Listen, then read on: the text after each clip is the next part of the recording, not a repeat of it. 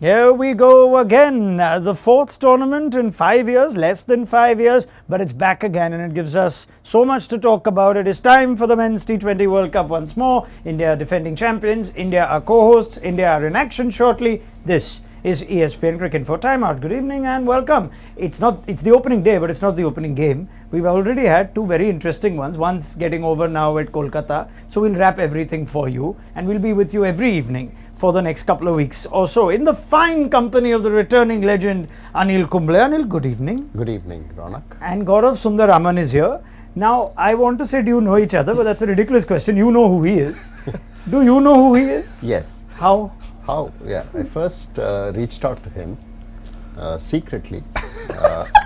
Well, by the way, while he was still at ESPN Cricket. Oh, in his first innings. His first innings, before he went away on a mission and then came back to ESPN Cricket. So I had reached out to him and then he was very professional. He said, look, I'm with Cricket, I can't. So you reached out to him for some sort of analyst related support either? Yes. Oh, when you were in the IPL? In the IPL. And then he categorically said no.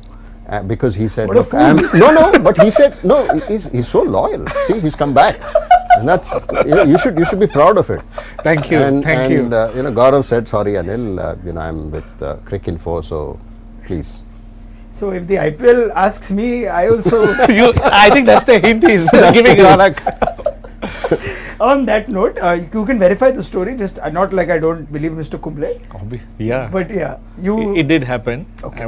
This was, I think, 2022, the big auction. Before the 2022 big auction. And then, I don't know, whatever the coincidence was, I was there the next big auction anyway. Okay. Well, we like to bring people together. And I'd like to believe that cricket and the T20 World Cup must bring people together. And Lord knows that we should have these sorts of conversations more often than not. Let's talk about the World Cup itself. It is the 10th edition. We've already had Pakistan and Netherlands. Just before we start off, I just want to get both of your first thoughts on what you're looking forward to in this World Cup most. It comes around so often, sometimes we wonder, okay, is there something peculiar that really captivates our imagination? GS, you want to start us off? Yeah, sure. I think over the last 2 years, the game has changed so much. It's like, watching those 250 scores, not only by India, it's happening in other teams. We saw England scoring 300. And even more so in India, the World Cup's coming back to India after 2016. So that's almost 10 years. And the game has evolved so much from 2016 till now. So I'm actually looking forward to just a lot of entertainment. I think it comes so fast that, I think we were just discussing off air that we don't even remember there was a couple of hat-tricks in the 2024 World Cup. It's very hard to remember these things, but I still remember Carlos Brathwaite actually finishing the game at Eden Gardens. So there is some special moments associated with the T20 World Cup. Hoping this World Cup gives those moments, but I'm here just for the excitement, the sixes, the big scores, the records, and being a numbers guy, that excites me a lot. Anil?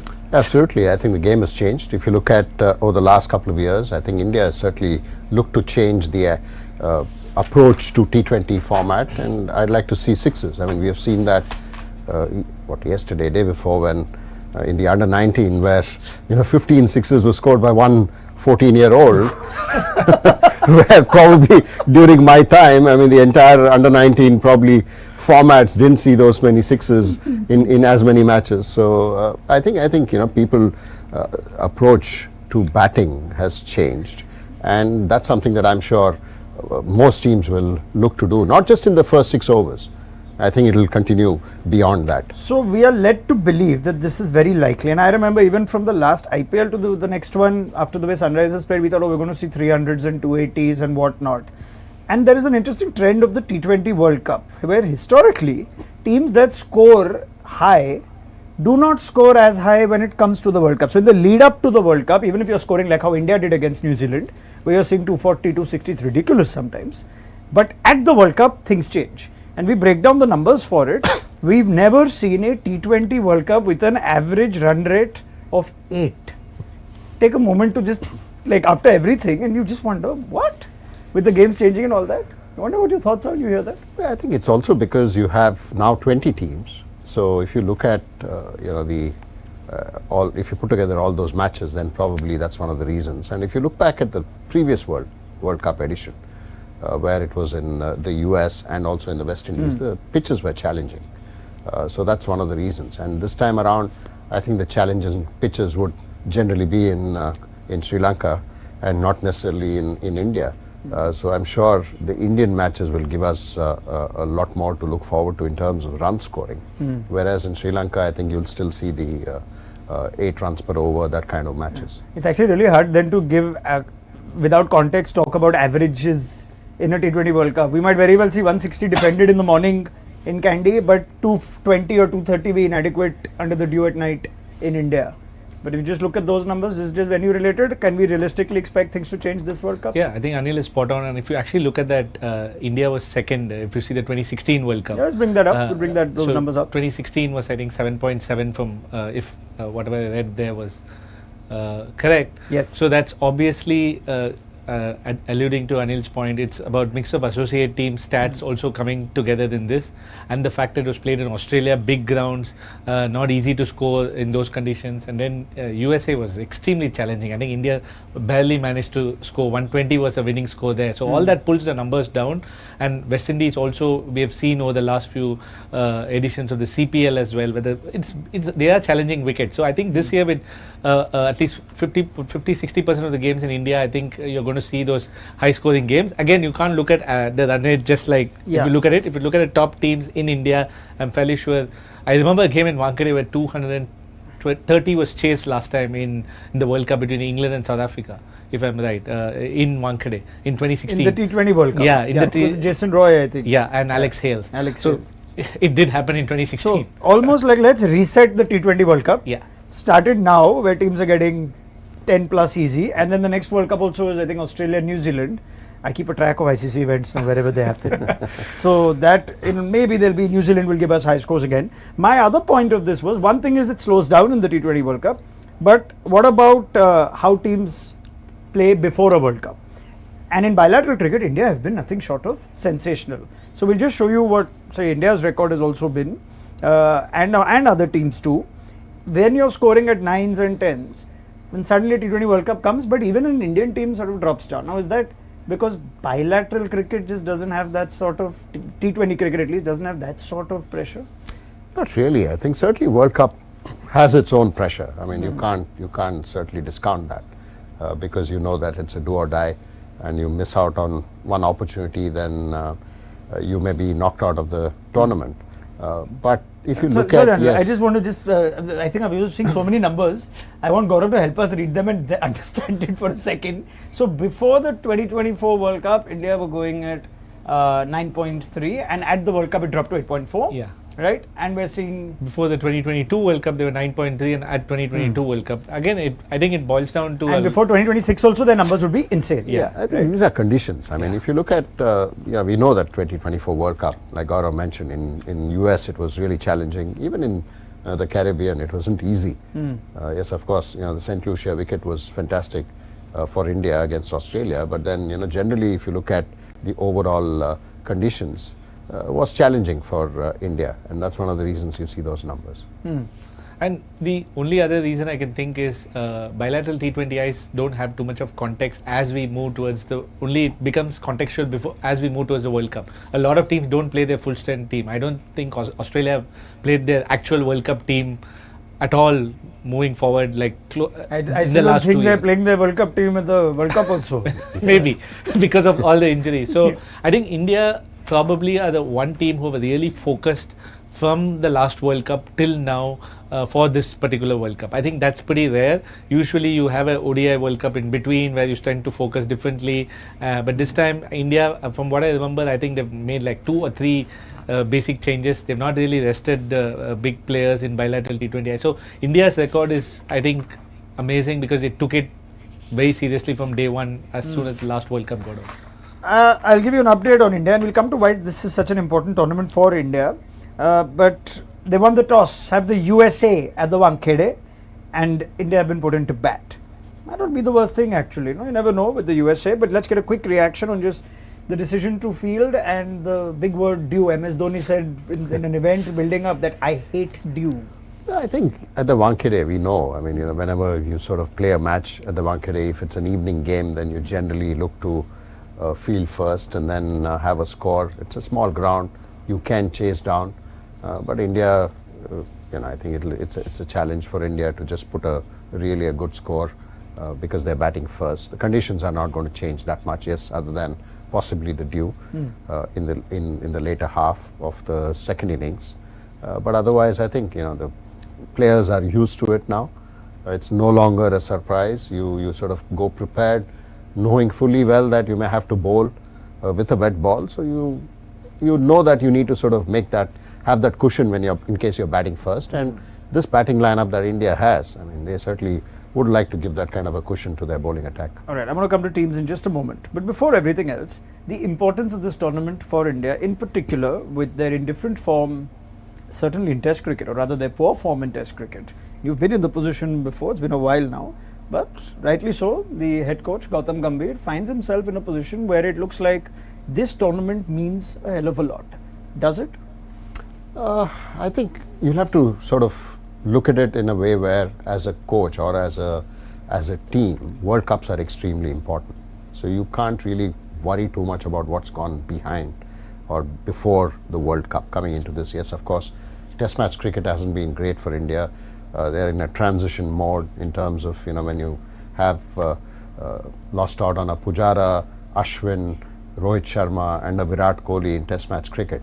4 serious guys. I sorry to interrupt you, but Pujara said on record that just because we're in transition does not mean it is okay to lose tests at home. No, that's true. No, I agree with that. The way India lost, I mean, it's not just the losing of test matches against New Zealand or for that matter South Africa. The way India lost was certainly something that you don't expect. But World Cup, now that India has done exceptionally well leading up to this World Cup from the previous World Cup, the expectations are really high, and no result other than winning the trophy will probably that's what the team would be expected of. And this is where the history doesn't back you, because No, no it one's doesn't. done two T20 World Cups back to back. It's an unpredictable It is. format. It is a very unpredictable format. But then, if you look at India's history in World Cups, I think India has done well when history wasn't with India in terms of 2011 too. And if you look back at the '96 World Cup, I know Sri Lanka were co-hosts. They won the World Cup, so it's not like hosts don't win. But certainly India has done that in 2011. Back to back, nobody has won in this format. So it's going to be challenging. But this Indian team certainly has all the ability, and I know India has already lost one member due to injury, but Mohammad Siraj has come in as a replacement. Yes. But having said that, if everyone remains fit through the tournament, and I'm sure India has the credentials to do exactly that, win the trophy. They have utterly dominated this format. We will come to that with the numbers and record as well. But since I'm closing this conversation before we go to that, if you had a one-line message or advice to the current head coach, who of course is also, we know Gautam and we know the kind of style he has, which I guess adds to the situation of why people sort of look at him as responsible when the team doesn't do well. What would you say to Gautam Gambhir? Just focus on this World Cup, not look beyond or don't read too much to what people ask in case things don't go India's way. I think just look at this format and look at what India can do in this format. I'm sure expectations are for India to win this World Cup, and if questions are raised about in case India does lose a game in this format, it could be any time. You never know. This is the format. I mean, you can't really say that you're going to win all the games, but India certainly has the ability. In case that doesn't happen, and then if a question is raised, I think the focus needs to still be on this T20 World Cup. And beyond this, you can take a call, but Test match cricket is still a long way from now, and that's the advantage that Gautam has. Okay, well, there you go. Now India's dominance will be established with numbers as well. The win rate that they enjoy, the dominance since they lifted the crown in the Caribbean in 2024, it just adds to the storylines of why India are such strong favourites, overwhelming favourites, regardless of the T20 World Cup history, where no team has defended it successfully, where no team has ever won it at home. So all that aside, India have won nearly 84% of their T20 internationals since the 2024 World Cup, and that was a transition of its own. Rohit Sharma, Virat Kohli, Ravindra Jadeja all gone.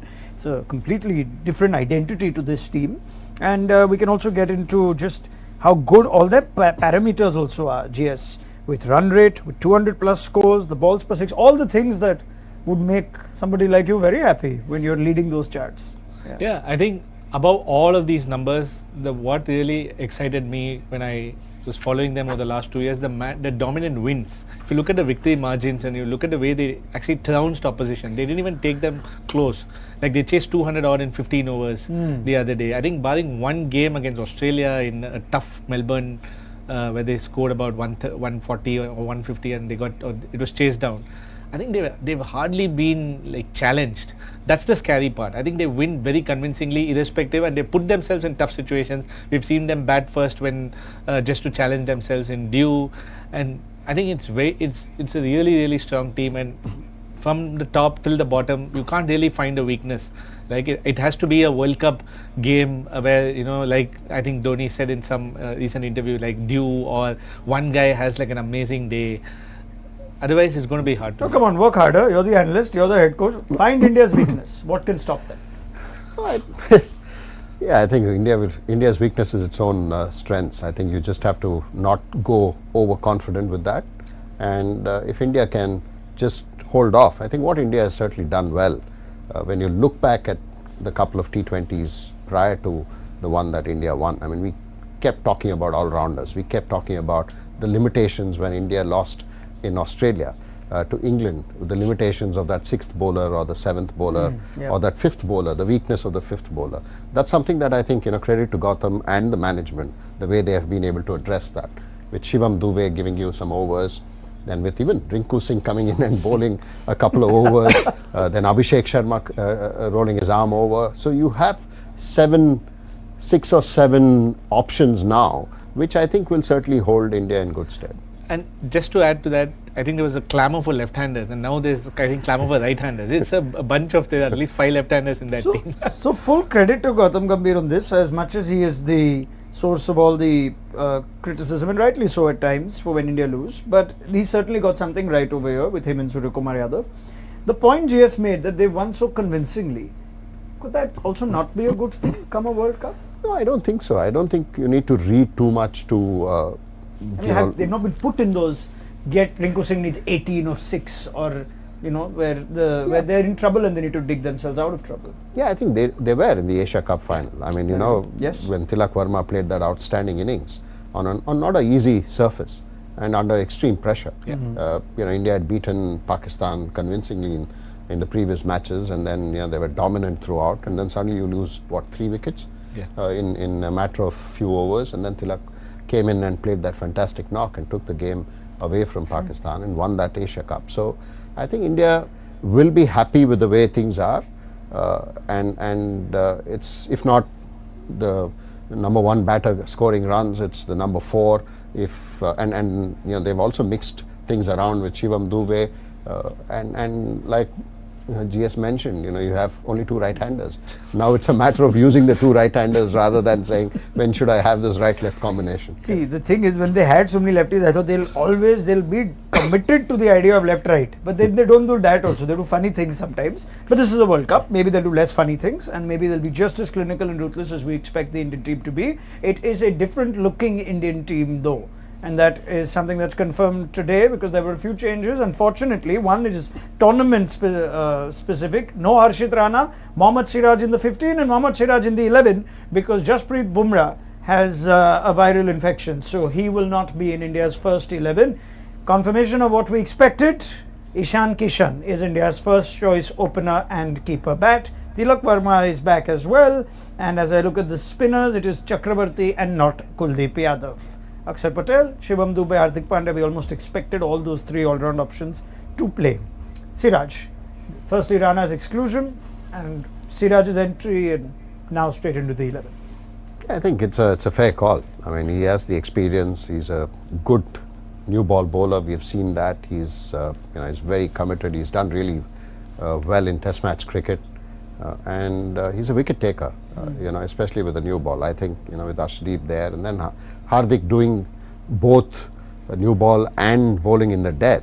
You have Mohammad Siraj, who can probably bowl most of his overs with the new ball, and then keep probably 1 over at the end. There's obviously a reason why he was not part of the first 15 and why Harshit Rana was preferred to him. What was that reason? If you have a phase-wise breakdown of why So Siraj and Harshit? they started using Bumrah a lot in the power play. They could kind of use 3 overs up front of Bumrah and allow Harshit and Varun and other guys to kind of control the middle. And Bumrah was only used when he had to, like when they had. So I think they just changed the personnel. I think the strategy is still going to be the same. Siraj will come in and maybe bowl quite a lot in the power play. Like he said, he's especially in Wankhede, the ball does a lot with the new ball, and definitely he'll be someone whom they go to for that wicket taking in the power play to win the power play. Basically, that's what Gambhir has been doing since he's taken over. They want to win the power play both with the bat and the ball, and it's pretty evident that that's how they got. What do India miss something with Harshit Rana that might trouble them going forward? I think he certainly has shown a really strong mind in tough conditions, whether with the bat or with the ball. Would you call him a more versatile bowler? Yeah, I think so. I think he certainly brings in that slow delivery. He has that bounce. He has a bit of pace, which I know Mohammad Siraj also has. But the kind of variations that he brings in, probably India will miss that. But having said that, India will miss Jasprit Bumrah. I hope it's just this game because you need a Bumrah in this World Cup. If India, yes, we have spoken about the domination of the batting lineup, but it's been Bumrah and Varun Chakravarti who sort of controlled 8 overs, and the opposition knows that. No matter what conditions, I'm sure the USA team would be breathing a little easier today with Jasprit Bumrah not being there in that lineup. Jess, you were going to say something? Yeah, and Harshit, I think, wouldn't have featured in the 11 either way if Bumrah were playing, because they were always looking at 8 potentially batting options, with 9, 10, 11 being Varun, Bumrah and Arshdeep. I thought that's how they would have gone either way, even if Harshit was fit, as in if Bumrah was fit. That's exactly what I was asking. Like, what was Harshit likely to be in the squad is what I'm trying to think. Would he have competed with Shivam Dube at any chance? No chance. No. So he wouldn't have been an extra number. Would he have competed with Akshar Patel? I doubt it. So if he's competing with a bowler, that's a day where you're basically then not playing Arshdeep, I'm guessing. Yeah, maybe. Which I think Anil will agree totally. Harshit's variations, I think, is something which he adds to this particular team, because Siraj, the slow balls, the hit the deck kind of, he does go for runs, but he's a wicket taker. People have found it very hard to hit him. All right. Well, and the call on Ishan Kishan, let's confirm now. I sometimes sympathize with Sanju Samson, but on this occasion, do you sense it was the absolute no-brainer? You would have taken the same call, even though it's on the basis of effectively one series for Ishan Kishan. Yeah, it is. It is just one series. I know for Sanju Samson as well, as an opener. When he first opened the batting, he did exceptionally well, and then he was given a break because Shubman Gill came into the team and then opened the batting, and then Sanju batted in the middle order, and that's where he sort of didn't get enough opportunities. When he got the opportunities, he didn't get going. So it became a bit of a challenge for him.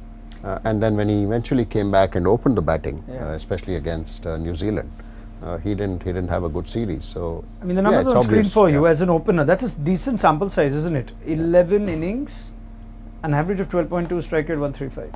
Yeah, it's not impressive. I know this lineup has really massive hitters, and Surya didn't have a great sort of leading up to the New Zealand series, but he was the captain, and he also has a legacy. I mean, he's been an outstanding batter for India. There's a body of work here. There's a body of work, and when you're on trial, when you know that every game that you go there, in terms of, I mean, you can put another top order playing side for India, which can easily any international team in this World Cup will want their services. Sure. Right. So when you have that kind of a and we spoke about the under-19 kid who probably can walk into any of the other international sides. So you have this kind of a talent waiting to be a part of the squad. You need to be scoring runs. You don't have an option. And of course, everything that you talked to Ishan Kishan in the Sunrisers dugout last year has just borne fruit right here. So well done, GS, for all your.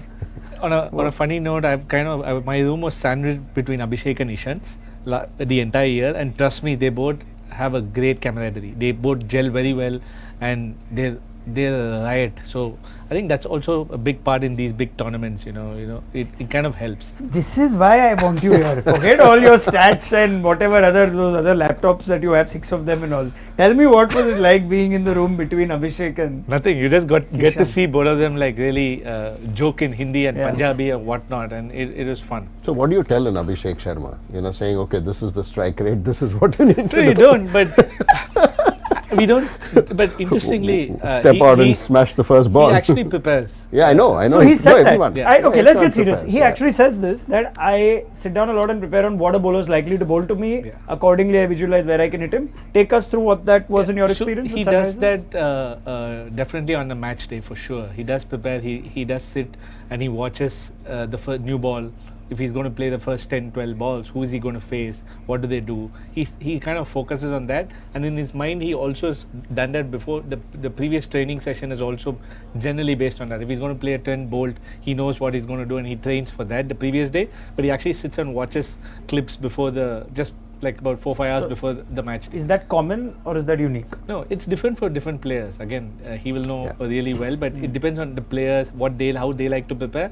I know Kishan, just I've hardly spoken to him about any kind of analysis over the last. So 1 he's year. not the kind who wants to necessarily sit doesn't- down with the analyst. Never. He But told me. Abhishek He told me is. on day one, I'll not come to you. But Abhishek, last 3 years, every day, every match day, he sits for at least 15 minutes and he watches stuff and he knows what they're going to do, whether they're going to bowl out, whether they're going to bowl in, whether they're going to bowl short. What did you say when he said, I won't come to you, Leon Day? Nothing. You got your room have to changed. respect him. You got your room changed, right? Each cricketer is different. Sure. Anil, if you want to add something about just Abhishek at this fairly young age, with the kind of success he's having, with these almost anomalies of innings where he's not facing dot balls and striking at 300 plus, and No. that's his preparation at GS. It's scary. I mean, it's not just restricted to that first 6 overs. I think it just keeps going. As a bowler, I'm sure, any opposition team would be hoping that he gets out. I mean, rather than saying, I am here to get you out. So it's quite intimidating for a bowler when you're standing there, when you know that someone can come at you from ball 1 and hit you for a 6 consistently.